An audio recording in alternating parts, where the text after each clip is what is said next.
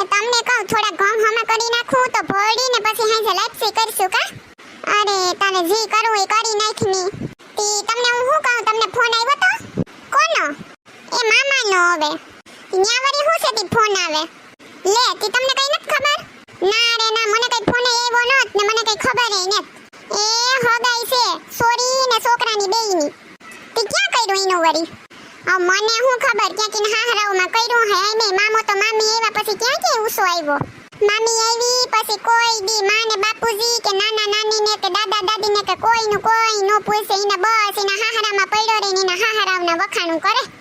તી લગભગ તો એના હાહરાઓમાં ક્યાંક કર્યું હે. તને ક્યાંથી ખબર આ બધી?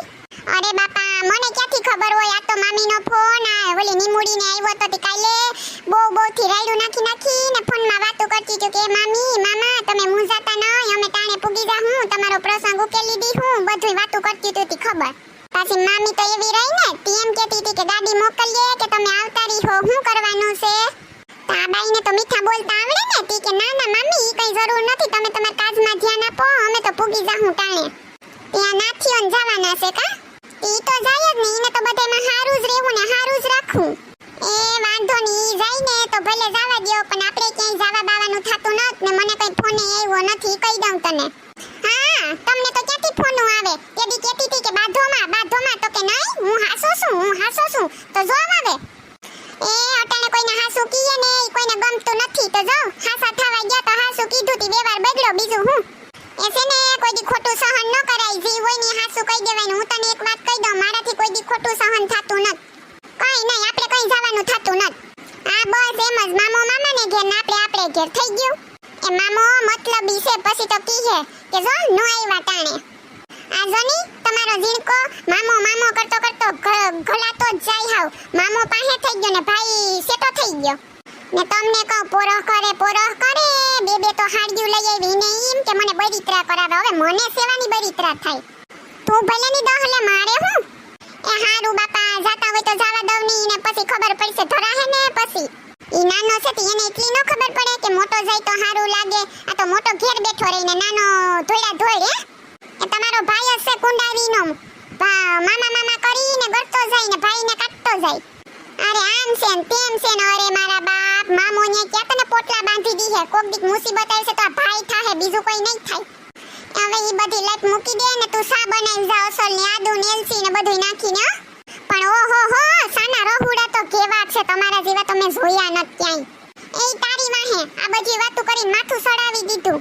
હવે હારી સા બનાવ, સા પીવું પછી કઈ ખારું થાહે જા. એ આ બાપા હમણાં બનાવી આવું આદુ એલચી વાળી સા. પણ સાંભળો તો ખરી તમને હું કહું. એ સંભળાવે હોવાની કીધી સંભળાવે મને. એ ઈ કઈ સાંભળવાનું ન હોય, જાતું કરવાનું. એ ઓલી કારીમાં નીકળ્યા ને તીને કે લે એ કારીમાં અમે લગનમાં જવાના છે, આવી હાડી લીધી, આવી કટલેરી લીધી, હવે બાપા લઈ આવ તો હોનાનું લઈ આવ કે રૂપાનું લઈ આવ? મારે હું છે લઈ આવની, મારે ક્યાં ઉસી ન દેવા પડ્યા. એ બાપા પેલા હગાઈ તો થવા દે, હગાઈ વેસ પૂરું થઈ જાહે, લગન વેક તો પૂગે તો હાસું. એ આ મામાને ક્યાંય તભો પડે એમ નતો, કોઈ દેતું નતું. આ તો ગાય દીધી ને વાસળી લીધી ને એવું થયું. આ તો હામે છોકરી નો દીધી હોત ને તો છોકરાનું ક્યાંય થાતેય નહીં. હવે ઈ બધી રામાયણ મૂક ને તું હવે સા કર તો પીએ. એ હા બનાવી આવું. ભાભી કેમ રાગ્યા? બહાર આવો તો હાલો, તૈયાર થઈ ગયા ને આવું ન? લે આ બે તૈયાર થઈને ક્યાં જોડી આઈલી? એ છે ને ભાભી, લે તમને ખબર નથી મામાના છોકરા ને છોકરીના બેયની હગાયું છે.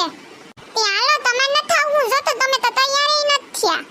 લે ના રે ના, અમે ક્યાંથી આવી? અમને તો કઈ ખબર ય નત ને કઈ ફોન ય ન થાય. તો ફોન આવ્યા વગર અવાય કીધા વગર? અરે ભાભી અમને તો હવાના ફોન ચાલુ છે. નીકળ્યા કે નહીં કઈ આવીશો?